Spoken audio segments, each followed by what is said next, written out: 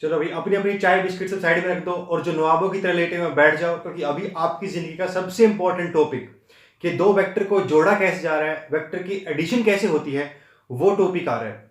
तो हम शुरू करते हैं। देखो, तो टॉपिक हमारा क्या है, वेक्टर को ऐड करना। वेक्टर मतलब कि डायरेक्शन में डायरेक्शन को कैसे ऐड करते हैं, अब हम वो चीज सीखेंगे।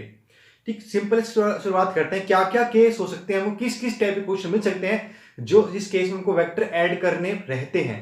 तो मैंने दो वेक्टर लिए हैं। ये हमारे पास एक वेक्टर है 2 मीटर पर सेकंड, दूसरा बी वेक्टर है वो 3 मीटर पर सेकंड। तो पहला केस ऐसा हो सकता है कि दोनों की डायरेक्शन सेम रहे, दोनों एक ही साइड पर हों, और फिर हमको कोई बोले कि इन दोनों को ऐड करो। ठीक, कोई कहे कि भी इस वेक्टर को इस वेक्टर में जोड़ दो। तो ये बड़ा सीधा क्वेश्चन है, कुछ नहीं करने। देखो वेक्टर में क्या था, उसका मैग्नीट्यूड था उसकी लेंथ में। अगर हम इसको प्रॉपर स्केल पे बनाते हैं तो प्रॉपर स्केल पे इसको बनाया जाएगा, प्रॉपर स्केल पे इसको बनाया जाएगा। दोनों को इस तरीके से रख दो कि पहले ऐड करने के लिए कि पहले वाले के हेड के साथ दूसरे वाले का टेल कोइंसाइड कर जाए, और आगे प्लॉट कर दो। ठीक, जिन दो वेक्टर को हम जोड़ते हैं, वेक्टर ए में वेक्टर बी को जोड़ना होगा, तो सबसे पहले उसको छापा कैसे जाएगा, ड्रॉ कैसे किया जाएगा कि ए वाले के हेड के साथ बी वाले की टेल को लगा करके छाप दो, जैसा भी छपता है तो ऐसा छप जाएगा। अब हमें क्या करना है, इन दोनों का जो नेट सम है उसकी टोटल लेंथ पता करनी है। अब ये बड़ा सीधा क्वेश्चन है। नहीं, अगर आपका स्केल होगा, प्रॉपर स्केल पे ड्रॉ कर रहे होंगे तो आप सीधे माप लोगे। अब देखो हर बार स्केल एक कौन घूमता है, तो वैसे सिंपल दिख रहा है साफ साफ कि इसकी प्रॉपर स्केल में सीधे ऐड ही हो रहे हैं, है ना। दो ये और तीन ये। अगर 1 मीटर पर सेकंड को हम 1 सेंटीमीटर के स्केल पे ड्रॉ करें, यानी 1 मीटर पर सेकंड को मैं 1 सेंटीमीटर से रिप्रेजेंट करूं, तो ये 2 सेंटीमीटर हो जाएगा, ये 3 सेंटीमीटर हो जाएगा। टोटल लेंथ कितनी होगी, 5 सेंटीमीटर होगी। 5 सेंटीमीटर में हर सेंटीमीटर 1 मीटर पर सेकंड है, तो डायरेक्ट आ गया वहां से 5 मीटर पर सेकंड। कहने का मतलब ये है कि भाई आप इसको सीधे जोड़ सकते हो अगर उनकी लाइन एक ही तरफ हो, डायरेक्शन सेम साइड पे हो, तो वो आम स्केलर क्वांटिटी की तरह जुड़ जाता है। अगर दोनों की डायरेक्शन सेम आ रही हो तो कोई फर्क नहीं होता, वेक्टर और स्केलर में वो सीधे ऐड हो जाते हैं। समझे पॉइंट पहला केस, कि अगर दोनों सेम डायरेक्शन में आएंगे सिंपल ऐड हो जाएंगे, आपको स्केल पे ड्रॉ करने की जरूरत हर बार नहीं है, क्योंकि ये देखो हर बार हम स्केल साथ लेके नहीं घूम सकते, और अगर उसको प्लॉट ही करने लग जाएंगे फिर 3-4 मिनट तो उसको छापने में निकल जाएंगे। वहां तो ऐसे 3-4 पार्ट करने होंगे किसी एक न्यूमेरिकल में। तो ये पहला केस था जब दोनों डायरेक्शन क्या आ जाए सिंपल, तो ऐसे सोल्व कर लेते हैं। कुल मिला के बाद एक भी हमको ये लंबाई पता करनी रहती है जो द नेट बनेगी। ठीक, मतलब पहले वाले के हेड के साथ दूसरे की टेल को छापो, नेट बनाओ, और पहले वाले की टेल से दूसरे वाले के हेड तक का टोटल लंबाई निकाल दो, वो होता है ए प्लस बी, यानी दोनों का सम। अब कोई कह दे भी ए माइनस बी कर दो, या इसी क्वेश्चन को दूसरे तरीके से पूछा सकता है कि अभी ये वेक्टर उल्टे होते तो ए इधर होता और बी इधर होता तो नेट कितना बनता। ठीक, दो पॉसिबिलिटी बनती है, या तो कोई कह दे कि भाई ए में से बी को माइनस कर दो तो ए माइनस बी कर दो, या कोई ये पूछ सकता है कि भाई एक वेक्टर हमारा ऐसा था, बी वेक्टर ऐसा था, अब दोनों को जोड़ दोगे। देखो इसका मतलब क्या है, इसका मतलब है vector A plus minus B. तो यहां से आपको एक बात और नोट करनी चाहिए, और वो ये है कि वेक्टर को अगर माइनस करना हो तो उसका सिंपल मतलब होता है कि पलट के जोड़ दो। ठीक, अगर माइनस करना हो तो उसको पलट करके जोड़ दो। क्लियर पॉइंट यहां तक। अब देखो करेंगे कैसे उसको, फिर वही कहानी कि भाई जिसको जिसमें जोड़ना हो उसकी हेड टेल कोइंसाइड कर दो। तो पहले मैंने ए छापा, ए मेरा छप गया यहां से यहां तक। अब ए के हेड के साथ मैं बी की टेल को मिला दूंगा। ए के हेड के साथ बी की टेल को मैंने मिला दिया। नीचे बनाया कि अरे तो ओवरलैप हो जाएगा, आपको नजर नहीं आएगा, तो इसको नीचे बनाया। तो ए के हेड के साथ बी की टेल को मिला दिया, और जहां तक वो अपने आप जाने दिया, मैंने यहां तक चला गया। अब क्या चाहिए मुझे, पहले वाले की टेल से दूसरे वाले हेड की टोटल लंबाई चाहिए। ये होगा हमारा नेट सम इन दोनों का, यानी कि ये हमारा vector A plus minus vector B आएगा। और जो आपको साफ दिख रहा होगा कि माइनस बना जाएगा, उल्टा आ जाएगा ना, माइनस बना के मीटर पर सेकंड। इस बार स्केल से हमने नहीं ड्रॉ किया, सिंपल समझ लिया, माइनस कर दो, लेंथ निकालनी थी। ठीक है, अपोजिट होगी तो माइनस हो जाएगा, छोटी ज्योमेट्री है, बचपन से सीख रहे हो, वही खेल है बस। -1 मीटर पर सेकंड। ठीक, ये भी थोड़ा इजी केस था, केस 2। तीसरा केस आता है। तीसरे केस में ना 2 मीटर पर सेकंड था इधर और 3 था ऊपर, और किसी ने कहा इन दोनों को जोड़ो। 2 था इधर, 3 था ऊपर, और कहा गया हमसे इन दोनों को जोड़ो। तो इन दोनों को जोड़ते हैं, वही कहानी कि पहला वेक्टर ए बनाओ, फिर बी वेक्टर को इस तरीके से बनाओ कि बी वेक्टर की टेल पहले वाले के हेड से कोइंसाइड हो जाए, और जहां वो जाता है जाने दो। तो बी की हेड यहां आ गया। ठीक, ये हमने कोइंसाइड करवाया ए के हेड से बी की टेल को, तो हमने वहां पॉइंट पे जाकर छाप दिया। उसके बाद जहां उसकी डायरेक्शन बनती है खुद से वहां जाने दो उसको, तो ये चला गया। अब क्या करते हैं, पहले वाले की टेल से उठाते हैं और दूसरे वाले के हेड तक लाइन जोड़ देते हैं। जो भी वो लाइन आ रही है उसकी जो लेंथ है वो उन दोनों का सम है। यही बेसिक प्रॉपर्टी है, बस वही उन दोनों का सम है। यानी कि इस बार जो हमारा 2+3 वेक्टर को रिप्रेजेंट करता है वो ये वाला वेक्टर है। यूं कह लो कि अगर ये राइट एंगल ट्राइंगल बन गया है तो उसकी हाइपोटेन्यूज बन रही है। जो भी साइड बनेगी वही होगा, बस कि हमको तो बस पहले वाले के टेल्स लेना है, दूसरे तक जाना है, सिंपल ऐड कर देना है। तो ये पहली बार ऐसा हो रहा है जब आपको ये नजर आएगा। सो 2+3 वेक्टर था, डायरेक्शन का खेल ज्यादा नजर आएगा, ठीक, क्योंकि इससे ऊपर तो ऑलमोस्ट स्ट्रेट लाइन में थे, वो ज्यादा दिक्कत थी नहीं। तो पहली बार आप डायरेक्शन को ढंग से देखोगे इसमें हुआ क्या। तो यहाँ पे 2+3 5 नहीं होता, जरूरी नहीं कि 5 ही हो। 2+3 -1, 2 - 3 से -1 वो भी हो सकता है, लेकिन जरूरी नहीं कि हर बार वही होगा। उसके बीच में कुछ हो सकता है, जैसे यहाँ पे आ रहा है, इस बार जवाब कुछ और आएगा। अब देखो इस केस में हमको इसकी यहाँ से यहाँ तक लेंथ पता करनी है। जो ज्योमेट्री के रूल आप जानते हो लगा सकते हो लेंथ निकालने के, और ये रूल आप जानते हो, मेरे ख्याल पता होगा सबको, पाइथागोरस थ्योरम। तो इसका स्क्वायर करोगे, इसका स्क्वायर करोगे, उसका रूट लोगे तो वो अपने आप तीसरी साइड आएगी ना। वही तो निकालनी थी, बस वही तो उसका मैग्नीट्यूड है और वही उसकी वैल्यू, डायरेक्शन दिख रही है अभी, कितना जो भी एंगल बनेगा थीटा उतना उसके ऊपर है। अभी कहता हूँ, चलो वो भी कहता हूँ।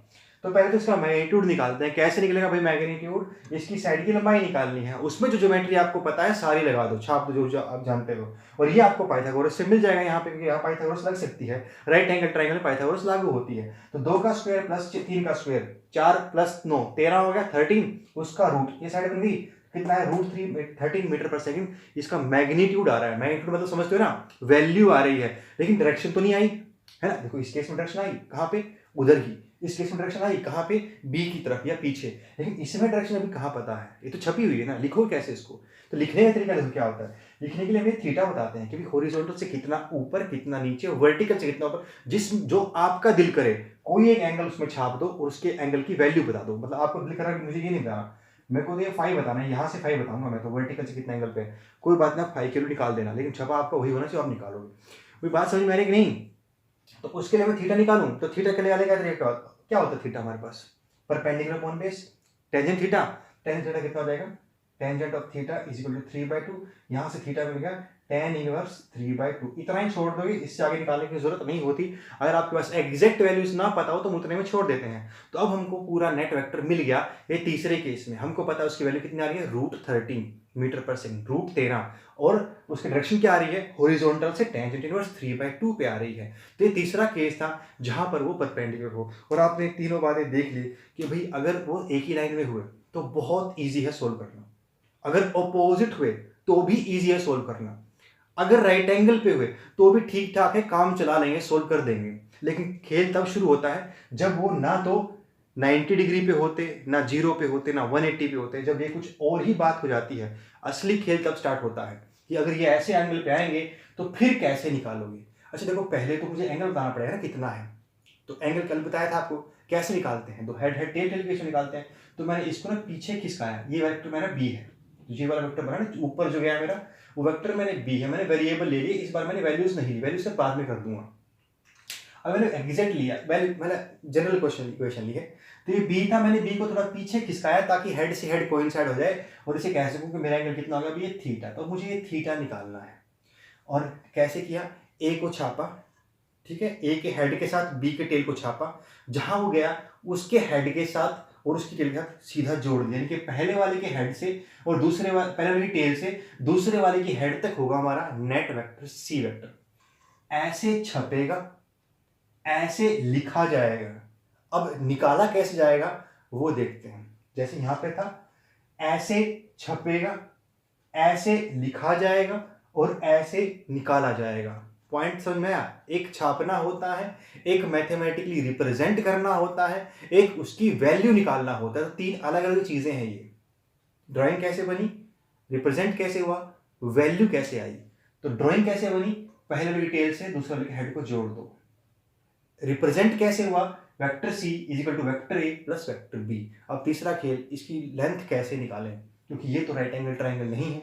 और अगर ये राइट एंगल ट्राइंगल नहीं है तो फिर हमको वो कहानी तो आती नहीं भाई कि इस पर पाइथागोरस तो पता नहीं लग नहीं सकती यहाँ पे, फिर क्या करें। तो हमको जो खेल पता है, जितना भी खेल पता है ट्रिग्नोमेट्री का, वो सारा खेल हमको राइट एंगल ट्राइंगल के लिए मालूम है, इसमें है नहीं। तो कुछ करके राइट एंगल ट्राइंगल बनाना पड़ेगा, तभी तो कुछ लगा पाएंगे, नहीं तो फॉर्मूले नहीं जानते हम, कहाँ से लगाएंगे। तो फॉर्मूले बनाने के लिए मैंने क्या किया, देखो इसको ऐसे यहाँ से परपेंडिकुलर ड्रॉप किया, इसको आगे एक्सटेंड किया, ऊपर से परपेंडिकुलर डाला गया इसके ऊपर, ऐसा करके मुझे एक ट्राइंगल मिल गया, ये वाला बड़ा ट्राइंगल मिल गया, राइट एंगल ट्राइंगल, उसका मेरा ये सी वाली साइड पार्ट है, यानी उसकी ये हाइपोटेन्यूज है। तो अगर मुझे ये साइड और ये साइड मिल जाएगी, मैं पाइथागोरस लगाऊंगा और सीधा आंसर निकल आएगा, हमारा आंसर काम हो जाएगा। क्लियर पॉइंट भाई। तो क्या करना है अभी हमको, ये साइड और ये साइड पता करनी है। उसके लिए मैंने यूज किया ट्रिग्नोमेट्री को। ट्रिग्नोमेट्री का मतलब देखो क्या होता है, अगर ये एंगल ये साइड हमारी बी है और ये एंगल थीटा है, तो ये परपेंडिकुलर हो जाएगा ना, ऑपोजिट। तो ऑपोजिट अपॉन हाइपोटेन्यूज क्या कहते हैं, साइन थीटा बोलते हैं ना। तो अगर इसको मैं एक्स मानूं, तो x अपॉन हाइपोटेन्यूज जो कि इस छोटे ट्राइंगल में, इस छोटू में जो b है, तो x अपॉन b, छोटू में x अपॉन b कितना है, साइन ऑफ थीटा। तो x कितना आया, b साइन थीटा। ठीक उसी प्रकार इसी छोटू में ये जो बेस है वो b cos थीटा आ जाएगा। अगर इसको y मानोगे आप, तो y अपॉन b क्या आ जाएगा, cos थीटा। तो cos थीटा आएगा। अब इस बात को दिमाग में बिल्कुल बसा लेना कि भाई जो हमारा कोई हाइपोटेन्यूज होती है, उससे लगती जो साइड होती है, थीटा के साथ जो लगती साइड होती है, वहां पे वो cos थीटा बन जाता है, जो सामने होती है वो sin थीटा बन जाता है। दिमाग में बसा लेना, इतनी बार यूज होगा, बेहद, मतलब आपको तो जिंदगी ही है बस अब तो, कि इसका लगती साइड है वो b cos थीटा, जो सामने साइड है वो b sin थीटा। एंगल पे डिपेंड करता है, कल को एंगल ये होता ना थीटा, तो ये वाला b cos थीटा होता, फिर ये होता b sin थीटा। जिधर वाला एंगल है उसके लगती साइड में b cos थीटा और सामने साइड में b sin थीटा जाएगा। क्लियर भी पॉइंट, इतना मिल गई दोनों साइडें। अब लगा लेते हैं हाइपोटेन्यूज पाइथागोरस कैसे। ये साइड कितनी बनी हुई, c प्लस, ये तो a था ना पहले से मेरा, a था, a plus b cos theta, ये बन गया इसका square, plus b sin theta का स्क्वायर, खोला ब्रैकेट खोली, ये a square b square cos square theta बन गया, plus 2ab cos theta plus b square sin square theta. b square को इसको इकट्ठा किया, b स्क्वायर कॉमन लिया, cos square theta sin theta 1 हो गया, तो खाली b स्क्वायर बच गया। 10th क्लास की प्रॉपर्टी अभी भी आपने लगाया था, अभी एग्जाम भी दिया है, उसमें आया भी होगा, तो ये वो वाली प्रॉपर्टी लगाई है b स्क्वायर। तो इसका बन गया नेट b स्क्वायर, इन दोनों को मिला करके ये a स्क्वायर था, तो a square plus b square plus 2ab cos theta, ये रिजल्टेंट का फॉर्मूला होता है। अभी के लिए इतना समझो कि अगर दो वेक्टर को जोड़ना हो तो उनके बीच में एंगल अगर थीटा हो, तो नेट निकालने का तरीका क्या है, a square plus b square plus 2ab cos theta. कल को ये एंगल 90 हो जाए तो cos 90 क्या होता है, 0। क्या बनेगा, a square plus b square का रूट, वही था, देख लो वही था ना, a square plus b square root जब 90 डिग्री था, तो ये वही था, मतलब ये कुल मिला के जनरल फॉर्मूला है। अच्छा एक और केस, कल कोई एंगल 0 हो जाए, 0 का मतलब क्या बना, दोनों एक ही साथ तरफ हैं, अगर एंगल 0 हो गया तो क्या बनेगा, a square plus b square plus 2ab का रूट, यानी a प्लस b का होल स्क्वायर का रूट, यानी a प्लस b, वही था। देखो दोनों को सीधा जोड़ दिया था, कब, जब एंगल क्या था, 0। कल कोई एंगल 180 हो जाए, cos 180 -1 होता है, कितना होता है cos 180 -1, सिखा दूंगा इस बात को भी, अभी तो इतना समझो, cos 180 की वैल्यू कितनी होती है, -1 होती है। तो फॉर्मूला क्या बनेगा, a square plus b square minus 2ab खाली, और वो किसका फॉर्मूला बना, a square a minus b का होल स्क्वायर का रूट, यानी a माइनस b बना, वही था। देख लो जब एंगल 180 डिग्री था, एक आगे और एक उसके पीछे, तो कितना था, 180 था, क्या बना था फॉर्मूला, वो a माइनस b बना था। Clear point. ये कुल मिला के जनरल फॉर्मूला है, इसमें बस एंगल को रखना है, आपको आंसर मिल जाएगा। जो भी सवाल पूछा जाएगा, कोई वो एंगल 0 हो, 180 हो, वो 90 हो, या कुछ भी हो, सबका जवाब देता है ये वाला फॉर्मूला। अब ये क्वेश्चन मैंने इसको सॉल्व करके दिया, इसके ऊपर एक एग्जांपल लिया मैंने, मान लो ये 2 थी, ये 3 थी, बीच में अगर 60 डिग्री रहा होता, पहले तो चेक करो क्या ये हेड या टेल के बीच में है, फिर ही फॉर्मूले में यहाँ पुट करना है। तो मैंने इसको आगे एक्सटेंड कर दिया, तो ये एंगल वही बन रहा है, इसका टेल कोइंसाइड हो जाएगा। अब तो बन गया 60 डिग्री, फिर तो सही है बात, ये कितना बना एंगल, 60 डिग्री ही पुट होगा। अब फॉर्मूले में भर दिया, बस a square plus b square plus 2ab cos 60 root 90 metre पर सेकंड, ये जवाब आया। अब कोई कल को कोई पूछ ले एंगल तो बताओ, एंगल तो बताओ, कौन सा एंगल है भाई, देखो इसमें ये एंगल नहीं है, एंगल है रिजल्टेंट का एंगल, ये एंगल है ये वाला एंगल, कि वो कितना एंगल बनाता है, ये है वो एंगल जिस पे रिजल्टेंट जा रहा है, यानी कि ये है वो एंगल जिस पे वो जा रहा है। तो अगर आपको टेंजेंट ऑफ फाई कल को कोई पूछ ले तो कैसे बताओगे आप, टेंजेंट ऑफ फाई तो क्या होता है, परपेंडिकुलर अपॉन बेस होता है। तो वो टेंजेंट फाई क्यों बता रहे हैं, क्योंकि टेंजेंट फाई ही में ही वो चीज़ यूज नहीं होती जो हमको निकालनी है, या तो परपेंडिकुलर यूज होता है या बेस यूज होता है, तो जो दोनों हमको मालूम है। ये तो हम खुद निकाल रहे थे ना, उसकी भाषा में कैसे जवाब देंगे, अगर पता हो तो उसकी भाषा में जवाब दे देना, वो तो कोई दिक्कत नहीं है। तो ये परपेंडिकुलर, इसका इस ट्रायंगल का परपेंडिकुलर क्या बना, b sin थीटा, तो क्या है वैल्यू, b sin थीटा आ गई, अपॉन क्या आ गया, ए प्लस बी कोस थीटा, तो आ गया ए प्लस बी कोस थीटा। अब देखो कोई कुछ किताबों में ये सब चीज़ बदल के रहती है, आपको रट्टा नहीं मारना है। कहीं बुक्स में ये sine theta cos theta reverse होते हैं। क्यों होते हैं रिवर्स? क्योंकि वो एंगल जो फाई बताते हैं ना, वो वर्टिकल से बता देते हैं, एंगल को चेंज कर देते हैं। तो वो जो एंगल बोलोगे उसके हिसाब से जवाब आएगा। आपको किसी भी फॉर्मूले का रट्टा नहीं मारना है यहाँ पे। रट्टा तो किसी जगह लगाना ही नहीं है, पूरी फिजिक्स में नहीं लगाना, सिर्फ समझ में बिठानी है, बात दिमाग में चली जाए उतना करना है। तो ये कैसे निकाला मैंने, अगर ये थीटा हो और ये फाई हो तो ये आएगा, कुछ और होगा तो कुछ और आएगा। ठीक है, समझे हुए पॉइंट? तो ये था हमारा वेक्टर को जोड़ते कैसे, सिंपल दो वेक्टर को जोड़ते कैसे हैं। अब अगली वीडियो में सीखेंगे दो से ज्यादा वेक्टर को कैसे जोड़ते हैं। तो दो वेक्टर को जोड़ने का तरीका था और सिंपल चीजें हैं, जैसे बचपन में आपने सीखा था भाई, खाली यही तरीका थोड़ी ना था। अगर दो को तीन में जोड़ना हो तो पहले दो डंडे खींचो, फिर तीन डंडे खींचो, फिर गिन दो, 1 2 3 4 5 5।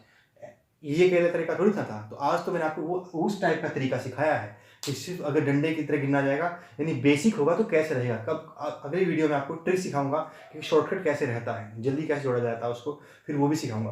तो क्लियर पॉइंट भाई, समझ में आया? आज इतना ही।